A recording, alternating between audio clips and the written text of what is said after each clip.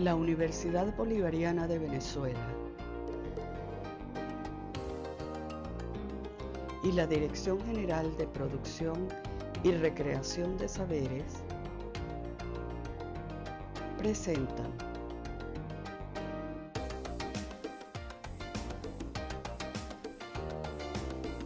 Teorías y enfoques del desarrollo, una serie de videoclases interactivas.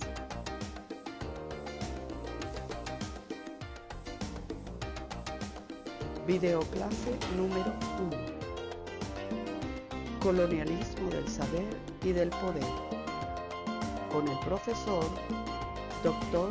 Miguel Ángel Contreras.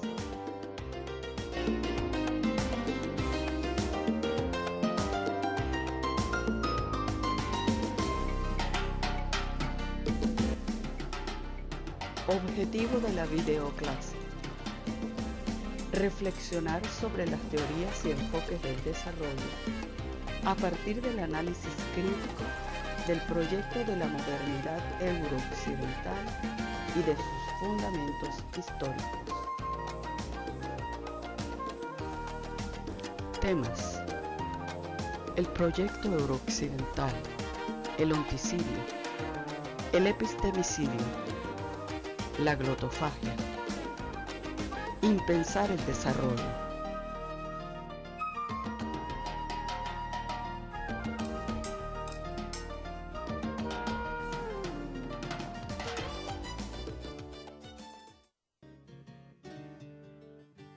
Tema 1. El proyecto eurooccidental.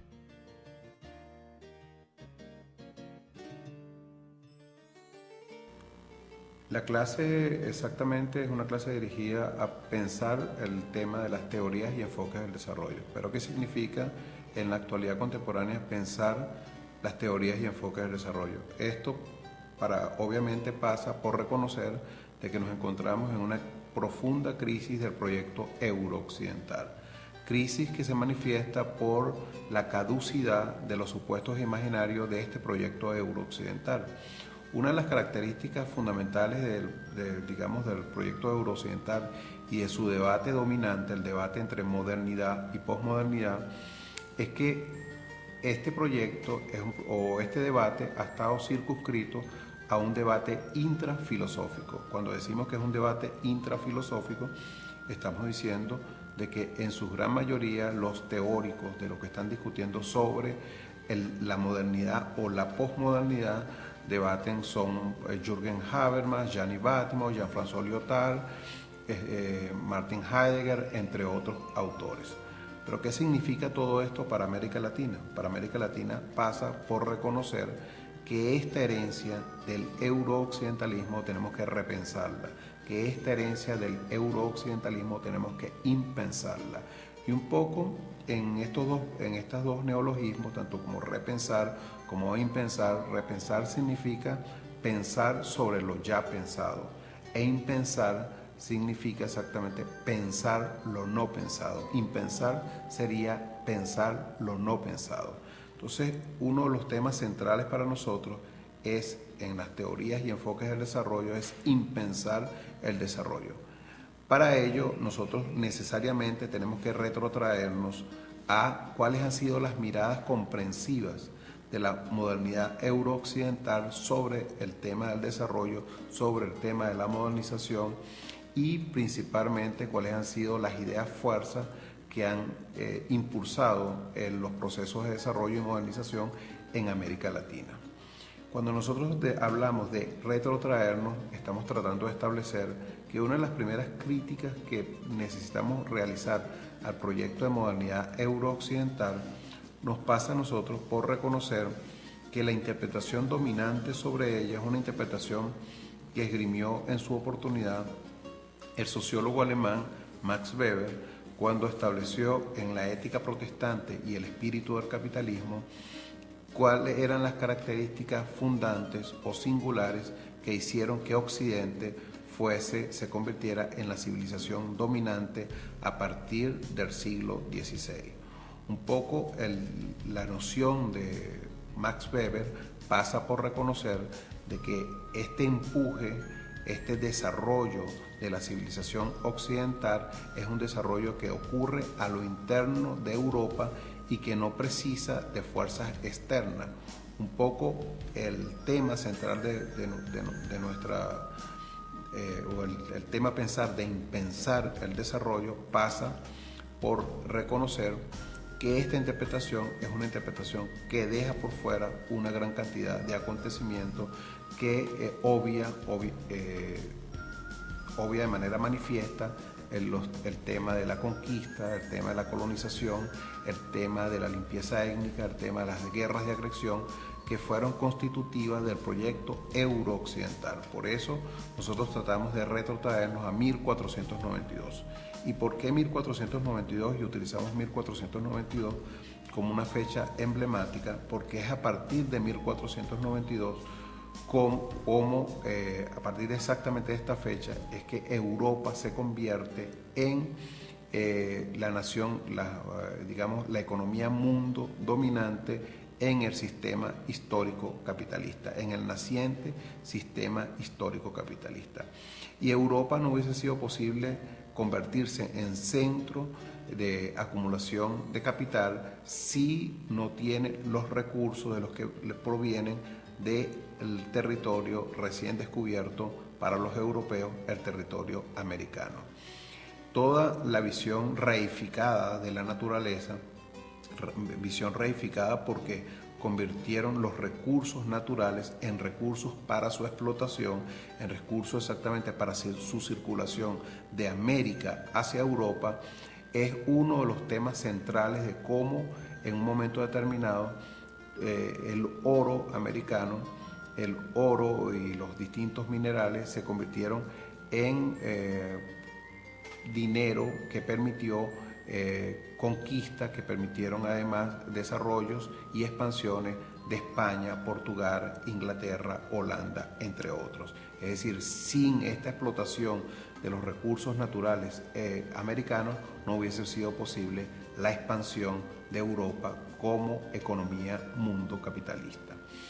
Este tema nos coloca a nosotros en el punto de 1492 de nuevo, y decimos que 1492 es un punto de inflexión porque es a partir de allí que Europa emerge en la escena mundial como la economía dominante. Es una economía que va desplazando tanto la economía hindú como la economía musulmana como la economía china, y a partir de 1492 Europa se va expandiendo como consecuencia de la explotación de todos los recursos naturales en América Latina. En América, no es solo América Latina, sino en América en su conjunto. Esto nos lleva a nosotros a un debate que nos va a tocar distintas dimensiones. Una dimensión que tiene que ver ontológica, una dimensión que tiene que ver epistemológica, que tiene que ver con el conocimiento, y una dimensión que tiene que ver que es la lengua, que es lingüística. Tema 2. El onticidio.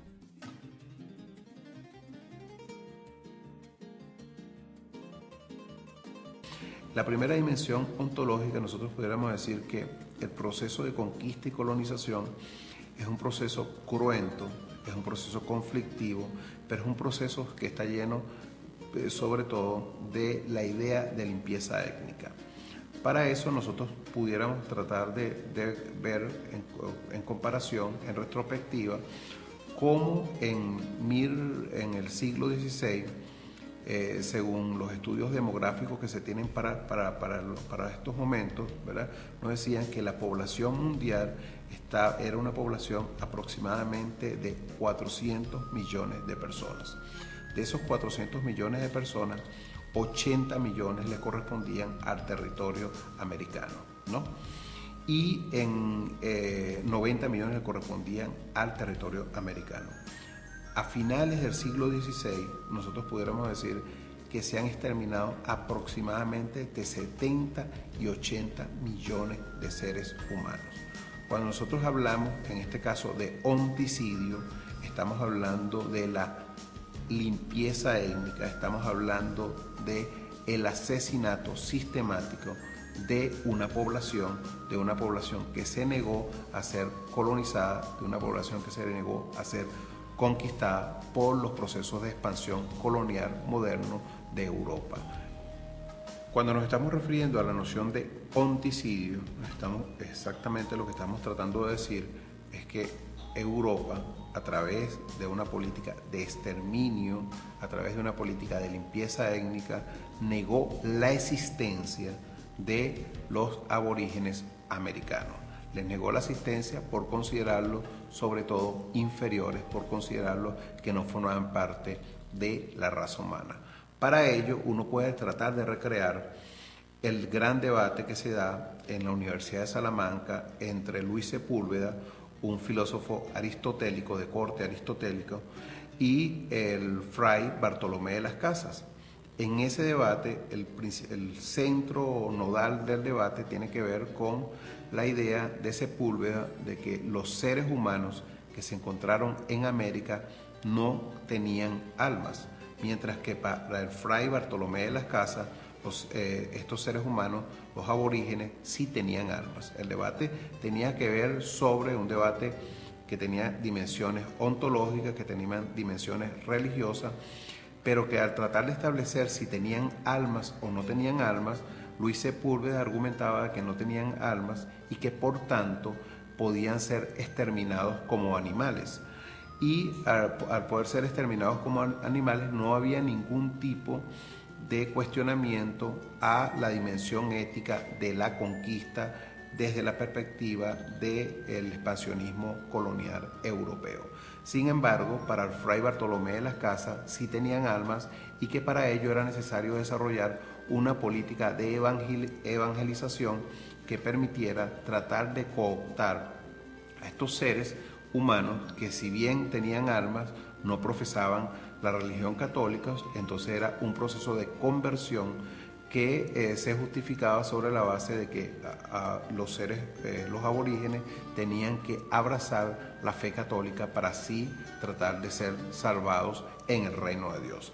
Este debate entre fray Bartolomé de las Casas y Luis Sepúlveda es un debate que nos da la primera dimensión desde el punto de vista del debate intelectual de cómo lo que fue el proceso de exterminio de la población aborigen, de la población indígena en América, se patentiza en este debate, porque en este debate los indígenas, los aborígenes, no hablan, sino que por el contrario son hablados a través de tanto de fray Bartolomé de las Casas como de Luis Sepúlveda, que en sentido estricto podríamos decir que la política de Luis Sepúlveda, de las convicciones, tanto teóricas como filosóficas como éticas, se impusieron porque fue ese el denominador común del proceso de conquista y colonización durante todo el siglo XVI.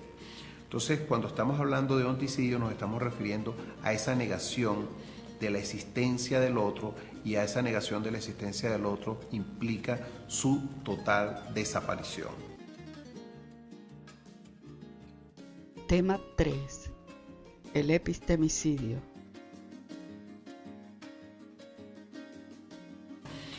Cuando estamos hablando además de que hay una desaparición, en este caso del otro, también hay una desaparición de sus saberes, de sus culturas, y al decir que hay una desaparición de sus saberes y de sus culturas, estamos diciendo que estos seres están reconocidos, los aborígenes no son reconocidos como seres que poseen conocimiento. Por el contrario, se les niega la posibilidad de conocimiento porque son pensados a través del ojo europeo, y el ojo europeo establece exactamente qué debe ser civilizado, qué no es civilizado, y comienzan el conjunto de categorías entre lo civilizado y lo bárbaro, que va a ser un denominador común de los debates desde el siglo XVI hasta el siglo XIX, un denominador común de todo este debate, y que va a expresarse posteriormente en 1940 con las teorías de la modernización,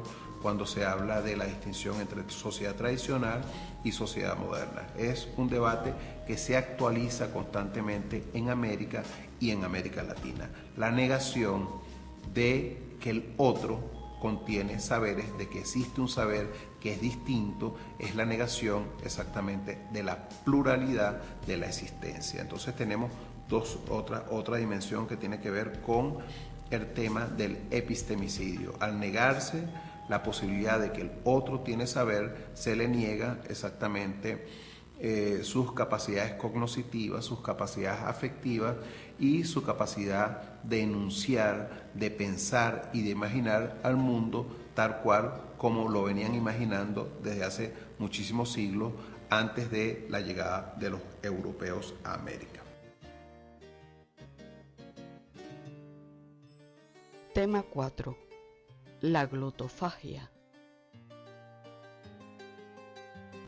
La otra dimensión que es central en este primer módulo, ¿verdad?, tiene que ver con la noción de glotofagia. Y la noción de glotofagia nos dice a nosotros es que está íntimamente relacionado con el onticidio y el epistemicidio, en un sentido muy estricto. En primer lugar, cuando negamos que el otro posee saberes, le estamos negando también su capacidad lingüística.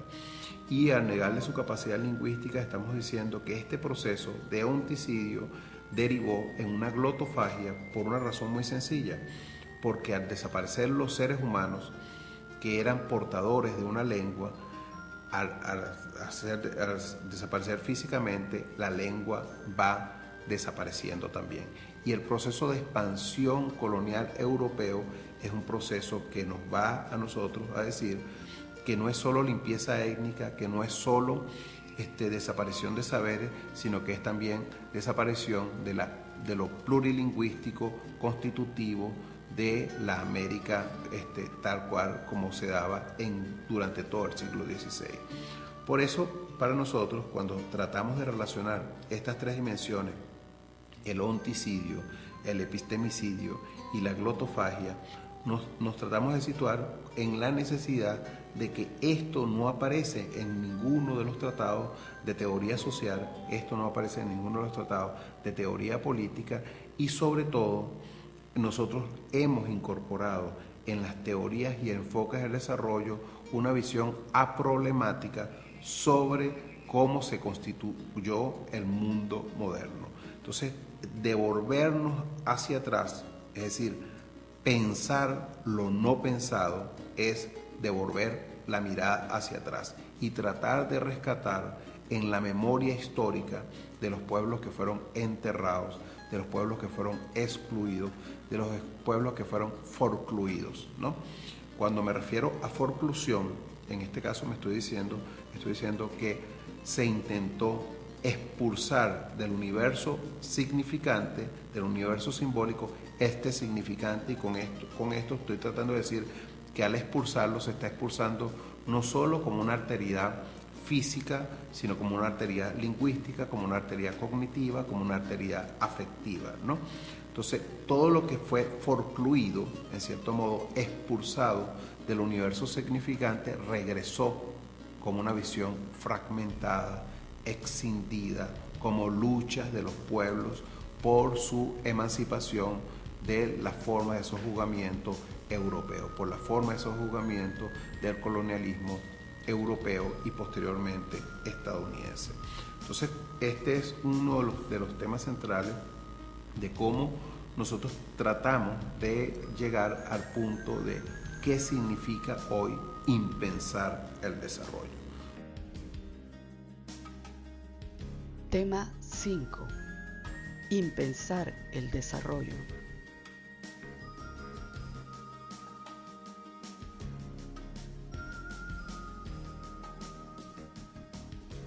Impensar el desarrollo pasa por cuestionar los supuestos constitutivos del proyecto de modernidad eurooccidental. Tratar de cuestionar por encima de cualquier cosa las visiones dominantes de la modernidad eurooccidental. Y cuando hablamos de las visiones dominantes nos referimos antes a la obra de Max Weber en La ética protestante y el espíritu del capitalismo, que es una obra que en cierto modo trata de establecer la singularidad, pero sobre todo la superioridad de Occidente respecto a las otras culturas y a las otras civilizaciones. Entonces, cuando nosotros regresamos nuestra mirada hacia reconstruir todos estos procesos que se dieron desde 1492 en adelante, estamos tratando de ver sobre los cimientos de saberes enterrados, sobre los cimientos de culturas enterradas, tratar de pensar una visión alternativa que yo llamaría tratar de pensar desde otro modo de ser a América Latina. Y pensar desde otro modo de ser a América Latina pasa por impensar al desarrollo. Ese creo que es uno de los temas centrales, es uno de los debates ineludibles para nosotros hoy en América Latina, porque hay muchos datos que son bien importantes en este caso, y voy a citar algunos datos que aparecen en el Diario de Colón, en el libro de Todorov, La conquista del otro, la conquista de América, el problema del otro, que en esto, cuando se cita los diarios de Colón, una de las cosas que da cuenta Colón en su diario es que los aborígenes tenían su propia lengua, que las cosas que existían tenían sus propios nombres, tenían sus propias formas de enunciación. Pero el conquistador lo que hace es negar exactamente esa lengua y superponer sobre una lengua que ya existía otra lengua. Entonces, este proceso de glotofagia, que ya lo llamamos de glotofagia, es uno de los temas centrales, porque nosotros tenemos que tratar de recuperar no solo nuestros saberes, sino las lenguas asociadas a nuestros saberes. Y solo así, en la búsqueda de estas memorias, podemos encontrar alternativas a la configuración actual de la crisis del proyecto de la modernidad eurooccidental. Esto no es solo un debate filosófico, cuando nosotros hablamos de que no es solo un debate filosófico, no estamos diciendo exactamente que el debate sobre si la modernidad es un proyecto incompleto desde la perspectiva de Habermas o hemos llegado al fin de la modernidad desde la perspectiva de Gianni Battimo, una de las cosas que niegan ambos filósofos es que la conquista y la colonización europea, que el modo de vida europeo y estadounidense está soportado sobre la sangre, está soportado sobre la sangre, sobre una cantidad enorme de cadáveres, sobre el genocidio que se cometió en nuestro territorio. Entonces, si nosotros no tomamos en consideración todas estas visiones que nos dicen a nosotros que el genocidio no es, además, un invento del siglo XX, sino que el genocidio fue practicado de manera sistemática durante 500 años en territorio americano, también en territorio africano y asiático, pero como estamos hablando desde América Latina, decimos que el genocidio fue practicado desde nuestro territorio, y al ser practicado en nuestro territorio nosotros podemos decir que somos las primeras víctimas del genocidio moderno. En este caso, entonces no estamos hablando de un debate filosófico, sino que es un debate que tiene una dimensión filosófica, es un debate que tiene una dimensión ética, es un debate que tiene una dimensión política, y es un debate que nos lleva a nosotros a pensar una praxeología, unos nuevos principios axiológicos que en cierto modo traten de anudar desde otro modo de ser la posibilidad de pensar América Latina. Impensar el desarrollo pasa por buscar alternativas a pensar la forma como se ha configurado el proyecto de modernidad euro-occidental. Es recuperar las narrativas sojuzgadas de los pueblos enterrados, es recuperar todas estas dimensiones históricas que son, si se quiere, centrales para el proyecto desde el cual nosotros estamos pensando en América Latina. Cuando decimos que nosotros necesitamos y precisamos cuestionar esta visión del proyecto de modernidad eurooccidental, es porque la mirada que ha permanecido en nosotros es una mirada aproblemática, es una mirada que piensa que solo podemos pensar el desarrollo, que solo podemos pensar la modernidad desde una mirada europea. Por tanto, la gran tarea nuestra es pensar América Latina no como que si fuera Europa, sino pensar América Latina desde América Latina. Y pensar desde América Latina pasa por reconocer que es necesario tratar de construir un nuevo lugar de enunciación. Y ese nuevo lugar de enunciación es pensar las cosas de otra manera, pensar otro modo de ser, pensar un horizonte otro. Ese es, creo que, una de las grandes tareas nuestras cuando tratamos de contraponer cuál sería el debate que desde América Latina nosotros tendríamos que dar al cuestionamiento del proyecto de la civilización euro-occidental. Cuestionamientos que nosotros tenemos que profundizar, puesto que la civilización euro-occidental para nosotros ha implicado genocidio, ha implicado guerras, ha implicado limpieza étnica, ha implicado un conjunto de fenómenos que aparecieron en el siglo XX para los europeos, pero que sin embargo para los americanos es un proceso que lleva más de 500 años. Y si lleva más de 500 años quiere decir que esa es parte de la herencia que tenemos de esa herencia desgarradora y dolorosa desde la cual nosotros tenemos que pensar el lugar que ocupamos en este momento en el mundo, el lugar de pensar las cosas de otra manera, pero sobre todo desde América Latina. ¿Cómo exactamente logró Europa colocarse como dominante dentro de la visión, dentro del concierto mundial? ¿Cómo Europa se convirtió en la primera economía mundo capitalista? Para ello tendríamos que decir que en Europa entre el siglo XV y el siglo XVI se da un desplazamiento que es central nosotros comprenderlo, porque es un desplazamiento en el campo de la geografía. Ese desplazamiento nos dice que Europa pasó de los llamados mapas mundi, que son los mapas mundi, los llamados mapas T, que son los mapas en donde Europa reconoce hasta ese momento cuál era el mundo conocido para los europeos. En el siglo XV, el mundo conocido para los europeos incorporaba a Europa, incorporaba África, una parte de África, e incorporaba una parte de Asia. Esos eran los llamados mapas T.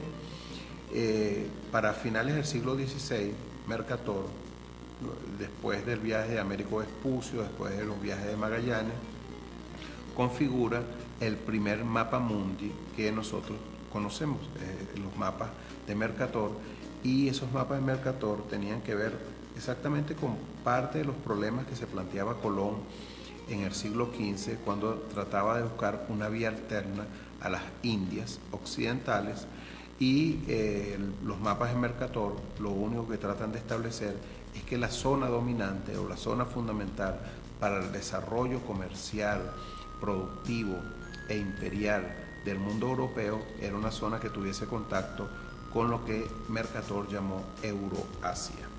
En ese sentido, para nosotros es central saber que los presupuestos fundamentales de los mapas, de los mapas realizados por Mercator se siguen sosteniendo cuando lo vemos con autores como Sir Harold Mackinder, inglés de principios del siglo XX, y con Zbigniew Brzezinski, el geoestratega estadounidense, que exactamente es uno de los creadores de la guerra de Afganistán y es uno de los creadores del libro El Gran Tablero Mundial.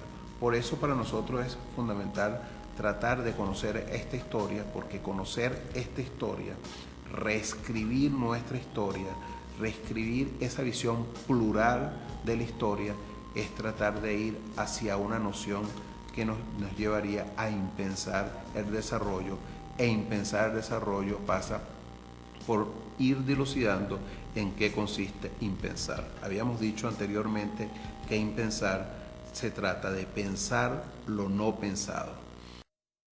Hay dos autores fundamentales para el desarrollo del concepto de impensar. Uno es Martin Heidegger, filósofo alemán, que escribió su obra magna Ser y Tiempo, en la que decía que el problema fundamental de la filosofía era el problema del ser, que es el problema del absoluto, y el problema del devenir, que es el problema del tiempo. Heidegger sostenía que la filosofía tenía 2000 años de olvido y que sencillamente desde Parménides y Heráclito no se había logrado pensar el tema central de la filosofía. Por ello, para Heidegger era necesario tratar de impensar estos 2000 años de olvido y regresar a los orígenes de, en este caso, de la filosofía griega en sus autores, como es Parménides, creador de la noción del ser, y Heráclito, creador de la noción del devenir.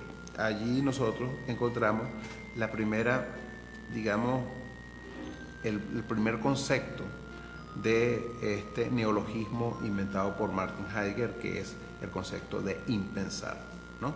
El segundo lo encontramos en la obra de Immanuel Wallerstein, que es sociólogo e historiador estadounidense, que establece exactamente que es necesario para superar la fragmentación del conocimiento que se da en el siglo XIX en disciplinas que se establecían con lógicas y ámbitos objetuales internos, lógicas distintas. En este caso estoy hablando de un ámbito, era la politología, que se encargaba de estudiar el Estado, la economía, que se encargaba de estudiar el mercado, la sociología, que trataba de buscar y resolver los problemas que tenían que ver con el orden, y la antropología, que se encargaba de estudiar los pueblos que estaban fuera de la visión europea, los pueblos de ultramar, diríamos en este caso. Para impensar esta visión fragmentada y compartimentalizada del conocimiento, es necesario, desde la perspectiva de Wallerstein, impensar el siglo XIX. Para nosotros, impensar el desarrollo no pasa por impensar solo el siglo XIX, no pasa por impensar solo la filosofía, pasa por impensar sobre todo lo que la historia y esa visión de la historia en singular colectivo que establecieron los europeos entre el siglo XVIII y el siglo XIX y que se presentó como historia de la humanidad, pasa por impensar esa trama histórica, esa teleología ficcionada con la que los europeos dominaron, conquistaron y sojuzgaron al mundo entero. Para nosotros, impensar va más allá de un ejercicio textual, va más allá de un ejercicio filosófico, significa también tratar de conectar nuestras grandes preocupaciones, nuestro quehacer intelectual, con las grandes preocupaciones de las poblaciones de América, con las grandes preocupaciones de los movimientos antisistémicos, de los saberes populares, de los saberes excluidos, de las culturas escotomizadas que fueron enterradas, que fueron forcluidas durante todo este proceso de conquista y colonización. Impensar no es un simple ejercicio intelectual, sino que también implica un ejercicio que es simultáneamente ético y que es simultáneamente político. En este sentido, para nosotros, la noción de impensar tiene resonancias que van más allá del ejercicio académico y nos coloca en el debate del futuro de América Latina, que los coloca en el debate del futuro, sobre todo de pensar otro modo de ser, pensar un horizonte otro. Impensar, por lo tanto, tiene esas características para nosotros desde teoría y enfoque del desarrollo.